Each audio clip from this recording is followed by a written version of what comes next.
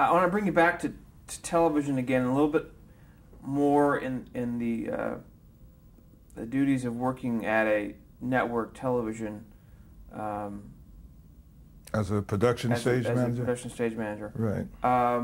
How are you assigned a job? Well, there is a clerk, assignment clerk.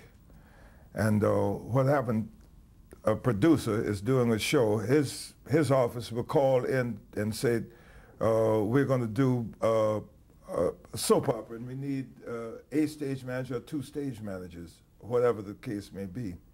And they then will try and assign someone who has done, say, soap operas. Or if it's a musical, someone who's done musicals and so on. And so now then the stage manager reports to the show. And first thing he does when he reports to the show is get a script and reads through the script as fast as he can to know what is required from him on the show, because he can read through a script and immediately isolate things that he's got to act on. And once he does that and sees things he got to act on, he then will probably talk to the associate director or maybe the director, and they get together and the director will define what he wants done in certain spots and so on and how he wants it done. And so then he has an idea of what it's about. Then he gets with the crew and makes sure that the things that's needed are there, that they're in the right position. They may be on the other side of the stage, but they're needed over this side of the stage. And he's got to define all of that. There may be a movement where something has to be struck, be taken off the set, or something has to be moved on. Then he'll work it out with the director so that the director will pan away from that position and not show that position while he makes those changes and so on and so on. That's why I say he's got to be the director's eyes and ears on the floor, must. And he has a responsibility to himself as to his own position, that these are the things that are necessary. There's an adage that says that a stage manager is born, not made, because it does. It takes a certain quality of certain quality of thinking process that you must deal with a situation like that and know how to put it in sequence quickly in his mind, to do this first and then that, then this, then that, then this, then this, instead of just say, oh, all these things have to be, can't be like that. It's got to be done in the proper sequence so that things work properly and so on. How does a stage manager differ from that of an assistant director? Well, assistant director is calling shots. Assistant director should be aware of what the stage manager has to take care of. He's aware, assistant director is aware that certain things need to be done and need to be in this place and that place. But how they get there and so on, the stage manager has to decide to make sure how they get there.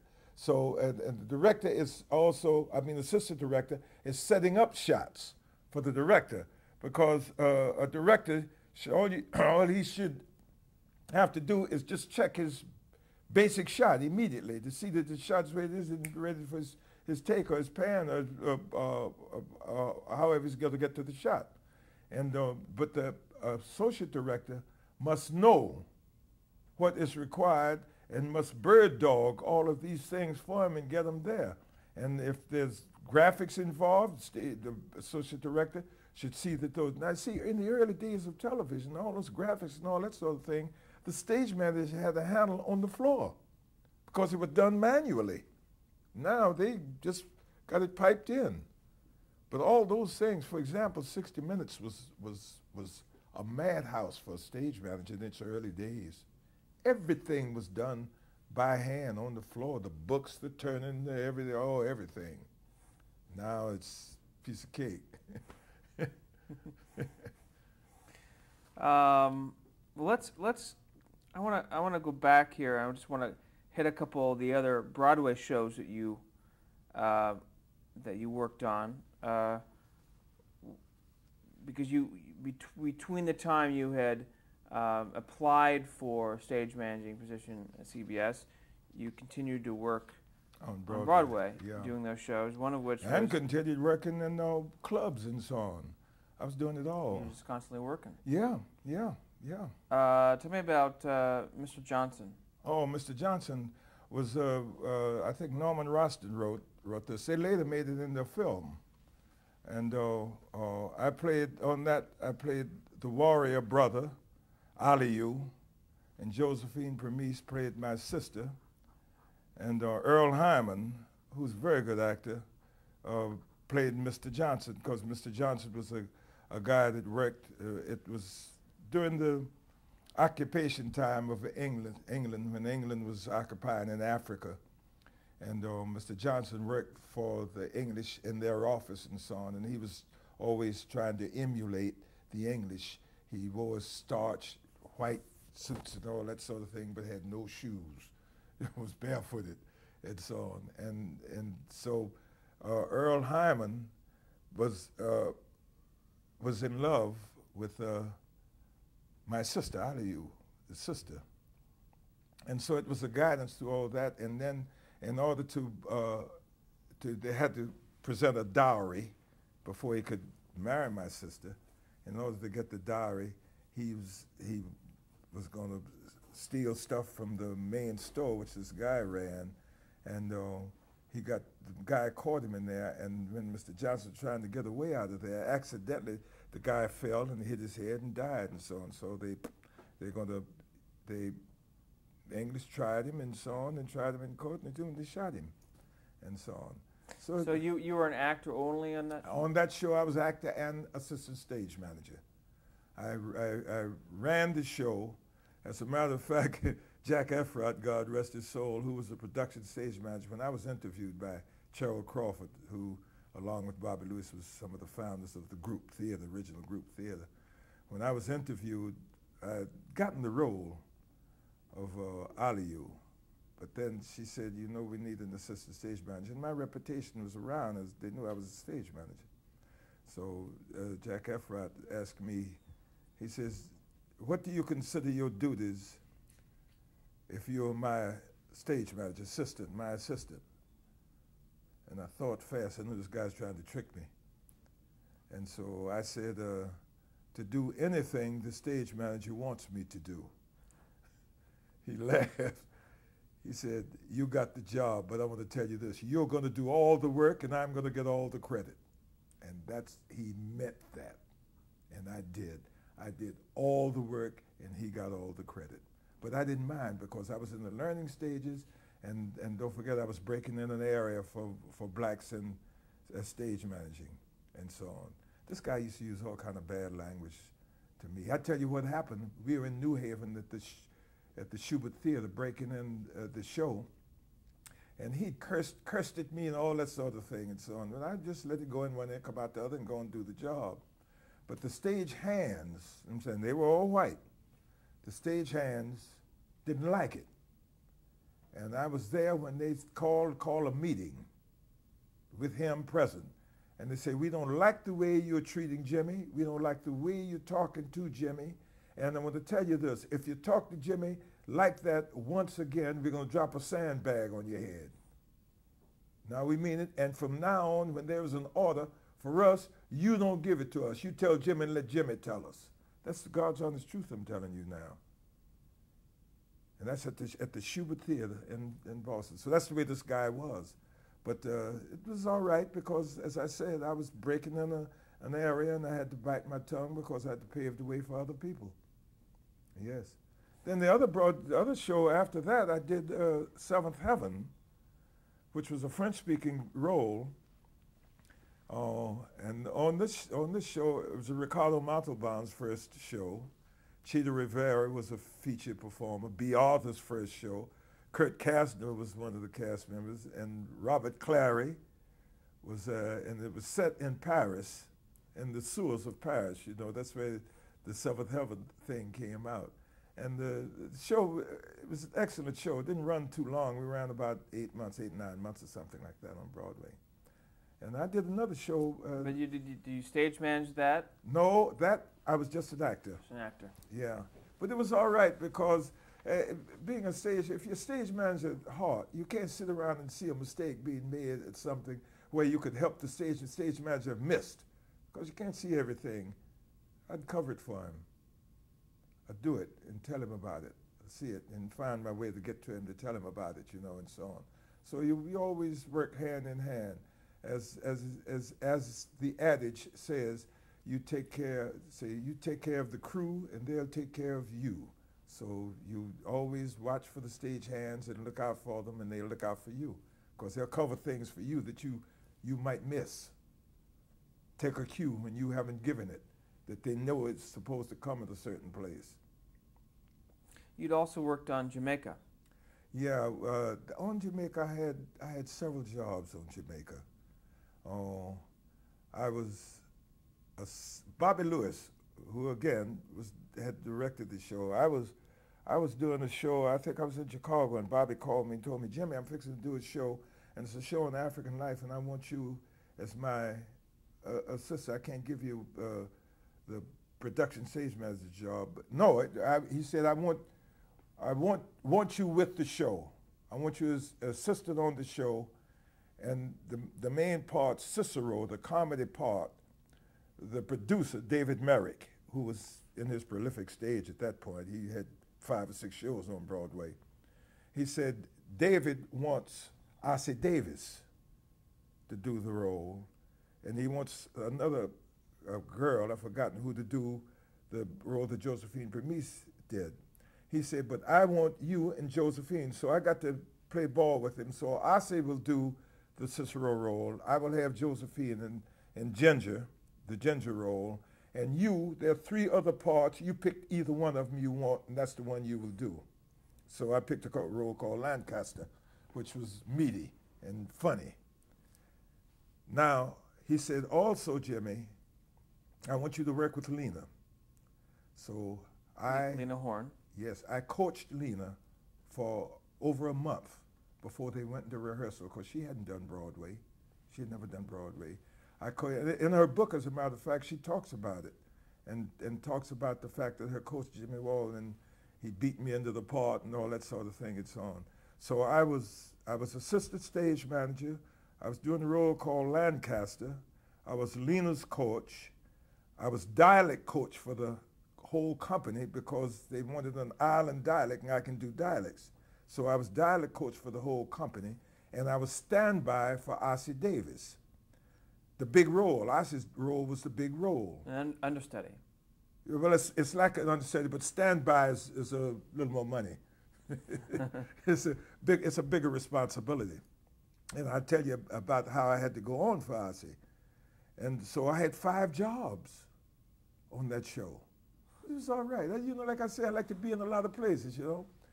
But what happened was, we went out, the show opened out of town and so on, and had never had an understudy rehearsal. Nobody. Now, and I'm standing by for Ossie. Ossie's a bigger man than me, so his costumes don't fit me. There's one song that Ossie sang a cappella, started a cappella, sang in a different key from me. Had 2 dancers, a dance with Lena and Josephine, and a dance with Ricardo Montalban, which was his second Broadway show, and the little boy. No rehearsal on anything. And we opened on Broadway, still haven't had any of those rehearsals and so on. We opened, I guess, maybe 3 or 4 months, and still haven't had any of this. And Bobby Lewis came, we were doing a matinee on Wednesday, because we could do a matinee and the evening performance. And Bobby said, Jimmy, Ossie's father just died, and he has to go to Georgia to bury him tomorrow, which would have been Thursday. So Thursday morning, he said, Ossie will do the show tonight, today and tonight. But Thursday morning, I will call a full rehearsal with full orchestra, costumes, lights, full cast, and everything, so that you go on tomorrow night, you'll be comfortable. I said, fine, Bobby, because I do the role already, man, because I learned the script fast. I learned the whole script. I know if anybody makes a mistake, I know it. So, okay, we did the first performance. I went up to the corner, up to the Howard Johnson, which is right around the corner here, incidentally. I went up to Howard Johnson, had myself a banana split, and I'm walking back to the theater, and it's 5 minutes to 8, and we got an 8:40 curtain. And I look out in the street on 46th Street because we were in the Imperial Theater and the stage doors on 46th Street. And I see Neil Hartley, who was the production stage manager, out in the middle of the street looking like this. And finally he saw me and he started waving. And I come and said, Neil, what's the trouble? He said, Jimmy, Ossie has gone.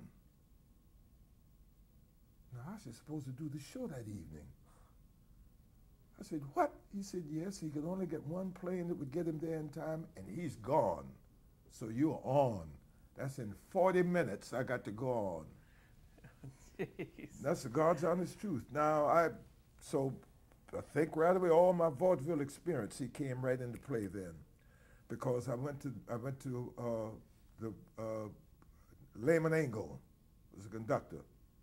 I said, Lehman, get the piano player for that song that he starts a cappella. It starts in the black little biscuit music. Boom, I'm your oven. I said, get them just as the house goes to black, have the piano just hit bing, give me a pling, which is in the key that I'm going to sing it in. I say, have him just give me a pling. If I cause you something, man, you go and start a song in a cappella in the wrong key, and then here comes the music, and you have gone in the wrong key. Oh my God, that's worse than death. So I got that straightened out. I told costumes, I said, bring all of Ossie's costumes downstairs. I don't have time to run upstairs and bring lots of big pens. I had to pin this stuff on me because and I told everybody what to do, but I was right on top of it. That's from stage magic and vaudeville experience. For the dances that I had to do with the people, I just, again, from being a dancer, I would be a split hair behind a move they would make. But this split hair, and I'd catch up while they're in the movement. And then coming out of it, the next one, I just let there be a split hair ahead, and I'm right on top of it. And did the whole thing, and would you believe this? Did the whole show. And Ossie's all through the show, big part. Didn't make one mistake. The next day, they called the full cast, gave me my full rehearsal like he said he was going to do, made mistakes the next night. Can you imagine that? But that was a nightmare for an understudy or standby on Jamaica. Not many people could handle that pressure. Yeah, it's true. Very true. Very true. So all your past experience came in. That's the thing. That's what saved me. That's what saved me. Because for the dancing, I had done that kind of thing in dancing, because when you're dancing with a partner and so on, and you're doing a routine, there are times when you blank. And you say to your partner, what's next, while you're dancing? And all of a sudden you've thrown him. Now he says, I don't know. Now you got to make a decision. So what happened, I said, I'm gone. I leave the stage and let him continue dancing until I get off and collect myself where we are in the music and so on, and come on back and join him, and we continue. See, but that's experience. Amazing. Let me bring you back to television. A year after you became staff at CBS, I believe, you started working for Walter Cronkite on the Evening News. Yeah. Is that about right? About a year? Yeah, I don't know how much time it was before I started, but I had done Walter sporadically, because their stage manager may be sick or out or something, and then they would call me and I would do the show. And so I knew the show, and I knew Walter and knew the staff and so on. Do you remember the first time you met Walter Cronkite? No, I don't remember exactly as such. What are your first impressions of him? Well, first of all, I'd seen the man on television doing his thing, because when I first started working with Walter, we were doing the show out of Grand Central Station. CBS had studios up above the station, and I was impressed at his command of language, his command of, when he tell you a story, you lived the story with him. And you felt like, this man is showing me this. And so that impressed me. And so it was a pleasure to work with him in that sense. But you there's no room for error. When you work in those shows, there's no room for error, not even a second of error. You got to be, and it's still that way now when you work in a news show. You got to be right on top of it. And I was, as I said, and I was impressed at his knowledge because he researches everything.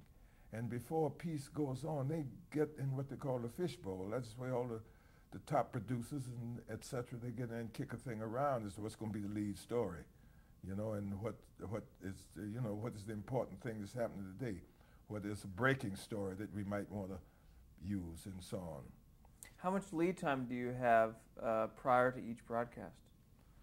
Well, they're working like all day, you know, getting pieces together. Like People for Rather now, they're working right now, getting stuff together and getting it together and getting the pieces, doing the editing and all that sort of thing, which I'm sure you're familiar with that. And so they're doing all of that. But for me, as a stage manager, for example, on Walter, we go on the air at 6:30. I would have to be there at 6.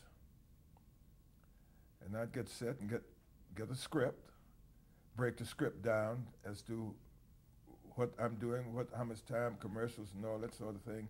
And then I retrain people who are doing it, like the AD. I tell the AD, I said, whenever we go into a piece, don't call off how much time it is there, call off the total time for me. Because of course, when a piece hit, I hit a stopwatch with it. Now he calls, I got the total time. I don't need to listen for him because he can get so busy in there. He don't have time to feed me a time. If all of a sudden I need to know a time, he won't have that kind of time. So this takes the weight off him. And so I stay right with everything that's going on. So you were assigned that show as you would normally have been assigned any other show? What's a Cronkite? Yeah. But once I started doing it as a regular person, then Walter wanted me. If they're working well, you're working well with them, and they feel that rapport, and so on. That's what they want to keep. They want that because that makes the show more coherent. So you're communicating to Walter what camera to look at. Yes. You're listening to your headset as far as any countdowns, any cues, any commercials. Listen to things because all of a sudden I can hear him inside say, hey, a new piece is coming up. Say, we don't have it. Well, I know now something I got to be alert for because I may have to cue him to something else. So all of that is taking place. And so you would arrive, you said earlier, about 5 o'clock or so. I think my assignment was around 6 o'clock. For a 6:30 show. For the 6:30 show. Were you, and it's a 30-minute broadcast. All right. Do you have is there a clock, or is there a timing device that you have, or is it all from the booth? Stopwatch. Stopwatch. I know what time we go on, and then I'm watching, and then they got clocks all around, it's synced, you know. So I'm watching that, and I know where we are. Then I have a script, so I know where we are in the script. I know when we're getting to the feed. Plus, there's a second show because there's a West Coast show, which follows immediately. If this first show went without a hitch, then they just play the tape. Is this still true today? Yeah. I didn't know that. Yeah. Dan Rather goes on at 6:30, but we can't leave the studio until 7:30 because from 7 to 7:30 they're doing it for the West Coast. Huh. Every day they do that, or only when it's? Yeah. Huh. Why is that? Well, for one thing, it may be a breaking show. I mean, a breaking news item. So, guys dangling on a rope from the end of the skyscraper. And during the 6:30 show, he's still there on that rope. But right after 6:30, he may let go of that rope. So now it's a changed thing for the West Coast. You can't say the guy's on the rope and he's already fallen. You know what I mean? So now they got to update it for the West Coast. And a lot of times they'll do a new lead-in for the West Coast. And it's just the lead and the closing will be West Coast closing and West Coast and so on, the opening and closing. So you said you have a script in hand, which is the copy that Walter or Dan Rather would be reading, right? Not the copy itself, Not the copy. just a breakdown of what piece follows what and who's the correspondent doing it. So it tells the story. It tells the subject of the story. Yeah, subject of the story and the correspondent. And how long each piece is, if it's going. Well, they'll put it on there, but that doesn't hold true. You have to find out what the running time is because they might have re-edited down. When this guide sheet is made up, say the piece is going to be 45 seconds when the guide sheet's made up. But by the time they get to doing the show, this piece may be down to 42 seconds. They might have cut part of it or something. So that's why I always get the feed from inside. The moment he introduces a piece, the moment the piece hits, that's why I tell the AD, call off the total time, minute and a half. Bingo, I hit as the piece comes up to my eye. I hit the watch, which now I know where I am. A minute and a half from that, I know we're out of the piece. So if he's doing something, he may have to be drinking a coffee or something. You know, his throat may be bothering or something. I will know all of that, but I'm calling time, and we're just about out of the piece. I'm calling times throughout the piece, so that everybody within earshot know where they are. And so at 30 seconds, 15, 10, 5 seconds, stand by. Because a lot of times they have their head down or something. Stand by, so get him up for the camera. Boom, I cue him, you know? Were you there when President Kennedy was shot? Were you working? I was. When Kennedy was shot, we were taping a show with Kangaroo. I'll never forget it. We were on the floor and bingo, and the news item popped up because we were taping. It says, Kennedy was just shot. Wow. We canceled taping for the rest of the day immediately. So, news item on TV, the in-house television announced it, or was it over? Well, PA? Well, what they did, they cut into whatever was taking place. They cut into it, and when they cut into it, and with the announcement, what had happened, the captain just took his wig off. He said, "Hey, that's it for today." Did you go over to Evening News and work that? No, because someone else was doing it then. I was doing Kangaroo. Were you watching when Cronkite announced that Kennedy had been shot, been killed? I think I was doing the show later that evening when he did the whole thing on Kennedy, where he almost cried and so on. I think I was doing the show. How long did you work? How long were you on the floor during that day for that whole?